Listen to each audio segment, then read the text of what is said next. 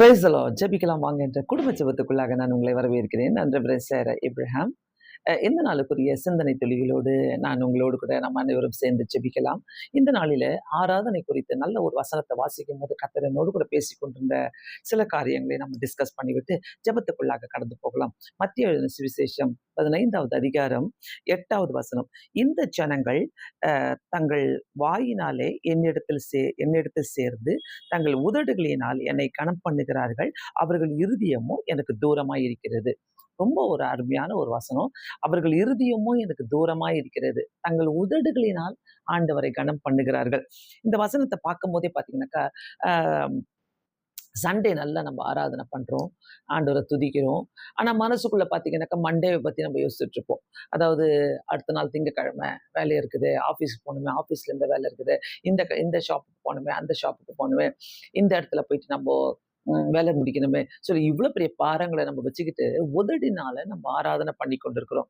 ஆராதனைகளை எடுத்துக்கொள்ளும் போது பார்த்தீங்கன்னாக்கா ஆஹ் விதவிதமான ஆராதனைகள் ஒவ்வொரு சர்ச்சில் ஒவ்வொரு விதமா செய்கிறோம். அந்த நாட்கள் எல்லாம் பார்த்தீங்கன்னாக்கா வீடுகளில் அழகா பாடுவார்கள், குடும்ப ஜெபங்கள் நடைபெறும், பாடல் பாடி குடும்ப ஜெபங்கள் நடைபெறும். சிலர் பார்த்தீங்கன்னாக்கா நல்லா பாடுவாங்க, அழகா பாடுறவங்க இருக்கிறாங்க குடும்பங்கள்ல, நல்லா பாடுவாங்க. அதே நேரத்தில் பார்த்தீங்கன்னா ஜெபம்லாம் இருக்காது. யாரும் அப்படிலாம் பெருசா ரொம்ப பக்தியாலாம் இருக்க மாட்டாங்க. அதனால தான் ஆண்டவர் இங்க சொல்றாரு, அவங்க உதடுகளினால பாடுகிறார்கள், அவருடைய இருதயமும் எனக்கு தூரமா இருக்கிறது. ஸோ ஒரு ட்ரூ வொர்ஷிப் என்பது ஆண்டவர் எபிரேயர்ல நம்மளுக்கு சொல்ற மாதிரி 12வது அதிகாரம் 28வது வசனம், நாம் பயத்தோடும் பக்தியோடும் ஆராதனை செய்யும்படி கிருபையை பற்றி கொண்டு கொள்ளக்கூடவும். இந்த வசனத்தை பார்க்கும்போது ஒரு பக்தியோடும் பயத்தோடும் ஆண்டவர் ஆராதனை செய்யணும்னு சொல்லியிருக்காரு. சில நேரங்களில நம்மளுடைய நம்முடைய ஆராதனை எப்படி இருக்குதுனாக்கா, எப்படி ஒருத்தர்கிட்ட ஒரு வேண்டாத ஒரு ஃபோன் கால் வந்துச்சுனாக்கா, சும்மா நம்மள ஃபோர்ஸ் பண்ணி நம்ம பேசிக்கிட்டு இருப்போம் இல்ல. நம்மள ஃபோர்ஸ் பண்ணி நம்ம அவங்க கிட்ட அவங்க பேசுறதுனால நம்ம பதில் சொல்லிக்கிட்டு இருப்போம். எஸ், நோ, ஆமா, இல்ல அப்படின்ட்டு. அந்த மாதிரி அந்த மாதிரி தான் யார்ட்டயோ பிடிக்காதவங்க கிட்ட நம்ம என்னமோ பேருக்கு அப்படியே பாடிக்கிட்டு இருக்கிற மாதிரி இருக்கும் சிலருடைய ஆராதனைலாம்.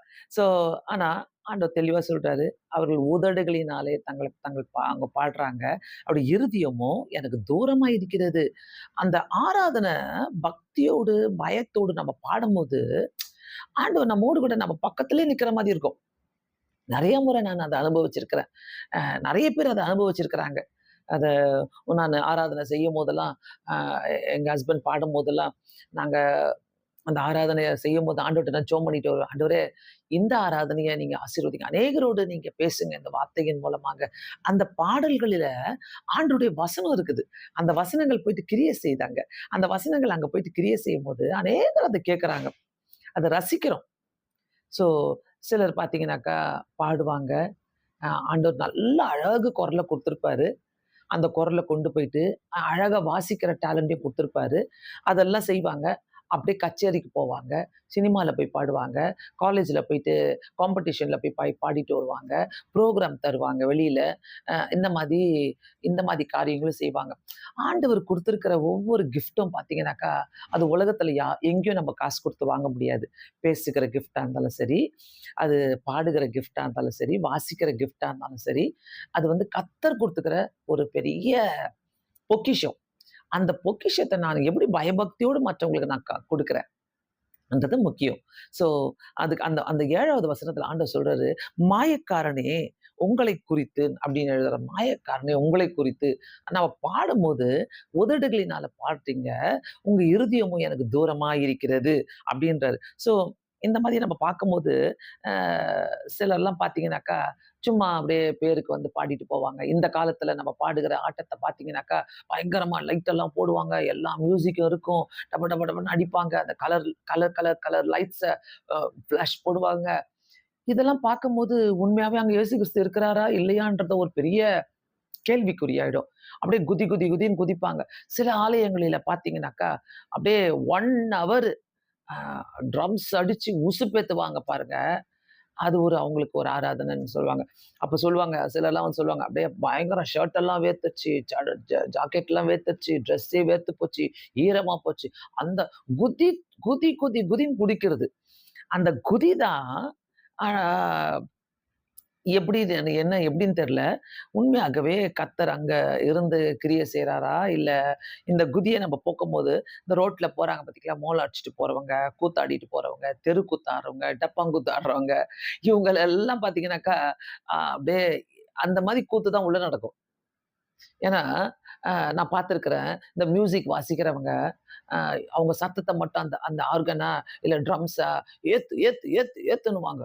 ஏத்தி விட்டுட்டு யார் பாடுறதும் கேட்காது. அதுல பார்த்தீங்கன்னாக்கா, அந்த மியூசிக் சத்தம் தான் டப டப டப டப டபன்னு அடிச்சு, அ மோளம் அடிக்கிற மாரி அடிச்சு, தெருக்கூத்து பண்ற மாரி பண்ணி, இந்த மாரி ஒரு ஆராதனை. ஐயோ! ஏசப்பா!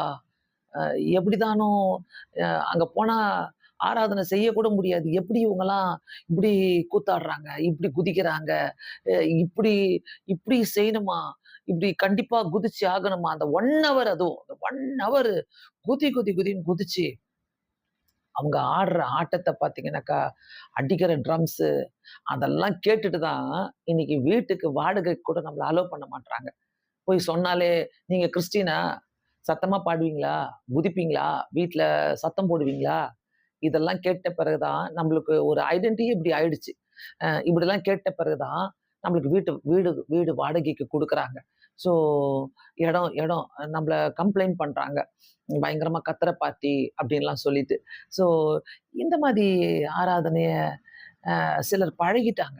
அவங்களெல்லாம் வந்து அமைதியா பாடி, உணர்ந்து பாடி, அ ஒரு உணர்வோடு பாடி, அந்த வழிலாம் கிடையாது. நான் அநேக நேரங்களில நான் ஜெபம் பண்ணிட்டு போவேன். ஆண்டவரே, இந்த பாடல்கள் மூலமாக அநேகர் தொடப்படணும் சுவாமி. அந்த வார்த்தைகள் மூலமாக அநேகர் தொடப்படணும். அவங்க முகத்துல கண்ணீர பார்க்கணும். அந்த கண்ணீர பார்க்கும்போது அவங்க உடைவாங்க. அந்த உடைஞ்சு ஆண்டவர் அவங்களோடு கூட ஐக்கியப்பட்டு, அவங்க இருதயத்திலருந்து அவங்க அழுது, அவங்க ஆண்டவர்ட்ட ஒப்பு குடுத்துட்டு போகும்போது, அந்த ஆராதனை சூப்பரா இருக்கும். அ எபிரேயர்ல அந்த அந்த வசனம் பக்தியோடும் பக்தியோடும், பயத்தோடும் ஆராதனை செய்யும்படி. அதேதான் ஏசாயால சொல்றப்படுகிறது. ஏசாயா 29:13 கர்த்தர் இந்த ஜனங்களின் தங்கள் வாயினாலே என்னை கனம் பண்ணி, தங்கள் இருதயத்திலே எனக்கு தூரமானார்கள். இருதயத்தில தூரமாகுறதுன்றது வந்து ரொம்ப கஷ்டம். ஆண்டவருக்கு இருதயத்தில நம்ம தூரமா இருந்து என்ன பிரயோஜனம்? சர்ச்லலாம் பார்த்தீங்கன்னா, அ அ சர்ச்லயோ எங்கேயோ நல்லா பாடுவாங்க. அவங்க மனசெல்லாம் பார்த்தீங்கன்னா, எனக்கு குரல் குடுத்திருக்கிறார் ஆண்டவரு. நான் பாடுறேன், நீ கேளு. அவ்வளோதான். பாட்டு போயிட்டே இருப்பாங்க. யார் தொடப்பட்டா, யார் அதுக்கு பிரயோஜனமா இருந்தது, அதெல்லாம் கண்டுக்கவே மாட்டாங்க. எனக்கு பாரு அதுக்கு மேல பார்த்தீங்கன்னா, அந்த கொயர்லலாம் பார்த்தீங்கன்னா, ஒருத்தருக்கு மட்டும் சத்தமா மைக் வச்சுருவாங்க. நெறைய சர்ச்ல இந்த பிரச்சனை இருக்குது. அந்த ஒருத்தருக்கு மட்டும் மைக்க வச்சுட்டு, எல்லாம் ஒரு 10 பேர் நிக்கிறாங்கன்னா, ஒருத்தருடைய குரல் மட்டும் அது அது யாரோ செக்யூரிட்டி பொண்ணா இருக்கும். இல்லன்னா சர்ச்ல ஒரு இம்பார்ட்டன்ட் பெர்சனுடைய பசங்களா இருப்பாங்க. அவங்களுக்கு மட்டும் மைக்க சொல்லிடுவாங்க. என் மகளுக்கு நேரா மைக்க நேரா வச்சுரு, என் மகனுக்கு நேரா மைக்க வச்சுருன்னு சொல்லிடுவாங்க. அதனால அந்த மைக்க வச்சுருவாங்க. மற்றவங்க பாடுறதெல்லாம் என்னமோ அப்படியே அப்படியே ப ப ப ப பன்னு பண்ற மாரி இருக்கும். அந்த மாரி இருக்கும். ஸோ இந்த மாரி ஒரு ஆராதனை செய்றாங்க. இந்த ஆராதனையில எவ்வளோ ஒரு போட்டி பொறாம இல்ல? இந்த ஆராதனையில டிக்கெட் போட்டு வர வைப்பாங்க ஆராதனைக்கு, பாட்டு கேட்கறதுக்கு. ஆண்டவர் குடுத்த கிஃப்ட்டுங்க. ஆண்டவர் குடுத்த கிஃப்ட். நான் நான் அந்த வெரி வெரி ஃபியூ சிங்கர்ஸ் ஆராதனை செய்கிறவங்க, பேசுறவங்க, அ உண்மையாவே ஆண்டவருக்காக பாடி, அத ஜெபத்தோட எழுதின இந்த பாட்ட, உபவாசத்தோட எழுதினேன்னு சொல்லுவாங்க. அந்த பாட்டெல்லாம் கேட்கும்போதே, அவங்க முகத்த பார்த்திருக்க மாட்டோம். அவங்கள நம்ப தெரியாது. அவங்க கிட்ட பேசியிருக்க மாட்டோம். ஆனா, அவங்க பாடுன பாடல்கள் வந்து நம்மள அப்படியே அழ வச்சிருக்குது. நெறைய பாடல்கள் நம்மள அழ வச்சிருக்குது. அந்த மாரி உபவாசத்தோடு எழுதின சில ஆராதனைகள், பாடல்கள்லாம் ரொம்ப ஹார்ட் டச்சிங்கா இருக்கும். அதே நேரத்தில சும்மா பேருக்கு செய்றவங்க, ஆண்டவர் கரெக்ட்டா சொல்லிட்டாரு. அவங்க தங்கள் உதடுகளினாலே அவர்கள் என்ன பண்றாங்க? ஆண்டவர துதிக்கிறாங்க. அவங்களுடைய இருதயமோ அவங்களுக்கு தூரமா இருக்கிறதுன்னு சொல்லி எழுதும்போது, அது உண்மையாகவே ரொம்ப கஷ்டமா இருக்குது. உண்மையாவே நம்ம நம்ம நெனைக்கிறோம், நமக்கு நெறைய ரசிகர்கள உருவாக்கணும் அப்படின்னு சொல்லிட்டு. ஆண்டவர் வந்து ஆண்டவர் குடுத்த கிஃப்ட் இது. ஸோ அத அத கொண்டு போயிட்டு வெளியில வந்து கச்சேரியில பாடிட்டு, வெளியில வந்து சினிமா பாட்டெல்லாம் பாடிட்டு, வெளியில வந்து மற்ற எல்லா உலக பிரகாரமா இருந்துட்டு, இங்க ஆலயத்துல வந்து நான் பாடுறேன் பாரு, நான் பாடி காட்டுறேன்னு சொல்லிட்டு ஆராதனை செய்யறது வந்து எப்படிப்பட்ட ஆராதனையில நான் கலந்து கொள்றேன்? எப்படிப்பட்ட ஆராதனைய நான் செய்றேன்? அது ரொம்ப முக்கியம். கர்த்தருக்கு பிரியமான ஆராதனையா இருக்குதா? பாடும்போது, ஆராதனை செய்யும்போது, அதாவது மற்றவங்க தொடப்படுறாங்களா? அவங்க அழுவுறாங்களா? அந்த 9வது வசனத்திலே 15வது அதிகாரம் 9வது வசனம், வீணா எனக்கு ஆராதனை செய்கிறார்கள். வீணா எனக்கு ஆராதனை சில ஆராதனைலாம் வீணா தான் இருக்குது. அங்க ஆவியானவரும் இல்ல, அங்க இயேசுநாதனும் இல்ல, யாரும் இல்ல. ஏதோ ஒரு பேருக்கு சில ஆலயங்கள்ல பார்த்தீங்கன்னாக்கா, காலையில 8:30 மணிக்கு சர்வீஸ், 9 மணிக்கு சர்வீஸ்னா 8 மணிக்கு, 7:30 மணிக்கு ஆராதனை ஆராதனை சர்வீஸ்ன்னு வைப்பாங்க. சிங் சாங் சர்வீஸ்ன்னு வைப்பாங்க. காலையில பாடல்கள பாடுவாங்க. எல்லா பாடல்களையும் பாடி ஆராதனை செய்வாங்க. அதுல பார்த்தீங்கன்னாக்கா, ஒரு 4, 5 பேர் தான் உட்கார்ந்திருப்பாங்க வந்து. ஏன் நம்ம அவ்வளோ சீக்கிரம் வரணும்? ஞாயிற்றுக்கிழமையாச்சே, சீக்கிரம் ஆலயத்துக்கு போயிட்டு, நம்ம இந்த பாட்ட கேட்டு ஆராதிக்கலாமே! அப்படிலாம் மனசே வராது. அதனால எல்லாம் பார்த்தீங்கன்னாக்கா 8:30 மணிக்கு மேல, 9 மணிக்கு மேல தான் வருவாங்க. இந்த ஆராதனைய நான் எப்படி செய்றேன்? பெருமைக்காக செஞ்சுட்டு இருக்கிறேனா? என் ஷோ காட்ட செஞ்சுட்டு இருக்கிறேனா? அ இப்போ ஆராதனை பார்த்தீங்கன்னாக்கா, அம் பயங்கரமா மியூசிக்கெல்லாம் சத்தமா வச்சு, முடியெல்லாம் ஆட்டி, தலையெல்லாம் ஆட்டி, முடியெல்லாம் பறந்து, அ அந்த ட்ரெஸ் கோடெல்லாம் பார்த்தீங்கன்னா, பயங்கரமா இருக்கும். இந்த மாதிரிலாம் ஆராதனை செய்யும்போது, அ எப்படி மற்றவங்க இது வந்து ஃபேஷன் ஷோவா? இல்ல இது ஆராதனையா? யோசிக்க வேண்டிய ஒரு காரியம். கண்டிப்பாக இந்த ஆராதனைய நம்ம செய்யும்போது, உதட்டினால ஆராதனை செய்யாம, இருதயத்திலிருந்து ஆண்டவர ஆராதனை செய்யும் என்று ஜெபித்து விட்டு போகும்போது, உபவாசம் இருந்து பாடல்கள எழுதும்போது, அதன் மூலமாக கர்த்தர் அநேகர தொட வல்லவரா இருக்கிறார். ஏன்னா, அவருக்கு பிரியமானதை இயேசுவுக்கு பிரியமானது செய்யும். அவர் கொடுத்த தாளந்துகள அவருக்காகவே நம்ம உபயோகப்படுத்தலாம். அத ஊழியத்துக்காக உபயோகப்படுத்தலாம். அநேகர் உம்மை ஏற்றுக்கொள்ளணும் ஆண்டவரே என்று உபயோகப்படுத்தலாம். சினிமால பாடுறவங்க பாடிட்டு தான் இருக்கிறாங்க. ஆ அது வேற. ஆனா இங்க ஆண்டவருக்கு நம்ம ஆராதனை செய்றது வந்து வேற. இது வந்து ஒரு டப்பாங்குத்தோ, மோளம் அடிக்கிறதோ, உசுப்பேத்துறதோ கிடையாது. இதுக்குள்ள ஆண்டவர் நமக்கு மத்தியில வந்து ஆவியானவர் வந்து நமக்கு அந்த இடத்துல நமக்கு சேவை செஞ்சுட்டு இருக்கிறாரு. அத நம்ம ஏற்றுக்கொள்கிறோம். இது கண்டிப்பா உங்களுக்கு பிரயோஜனமாக இருக்கும் என்று நாங்க விசுவாசிக்கிறோம். யாரா இருந்தாலும் கொஞ்சம் யோசித்து ஆண்டவருக்கு பிரியமா நம்ம இத செய்யும்போது, இத கர்த்தர் ஆசீர்வதிப்பார். கண்களை மூடி ஜெபிக்கலாம். பரலோக பிதாவே, இந்த வார்த்தைகளோடு எங்களுக்கு பேசினதுக்காக ஸ்தோத்திரம். எப்படிப்பட்ட ஆராதனையில நாங்கள் இருக்கிறோம் ஆண்டவரே! எங்களுக்கு உதவி செய்வீராக. இயேசு சுவாமி, ஒவ்வொரு முறை ஆராதனை செய்யும்போது, அது உதட்டினால் மட்டுமல்ல, எங்கள் இருதயத்திலிருந்து நாங்கள் உம்மை ஆராதிக்க எங்களுக்கு உதவி செய்யுங்க. பெருமைக்காக அல்ல ஆண்டவரே. இயேசப்பா, உம்முடைய நாமம் மகிமைப்பட செய்ய எங்களுக்கு உதவி செய்யுங்க. இயேசு கிறிஸ்துவின் நாமத்தினாலே வேண்டிக் கொள்கிறேன் பிதாவே. ஆமென். கர்த்தருக்காக உண்மையான ஒரு ஆராதனை செய்து மனமகிழ்ச்சியா இருங்க. அது ரொம்ப ஆசீர்வாதமான வரங்களாக இருக்கும். God bless you all. Thank you so much.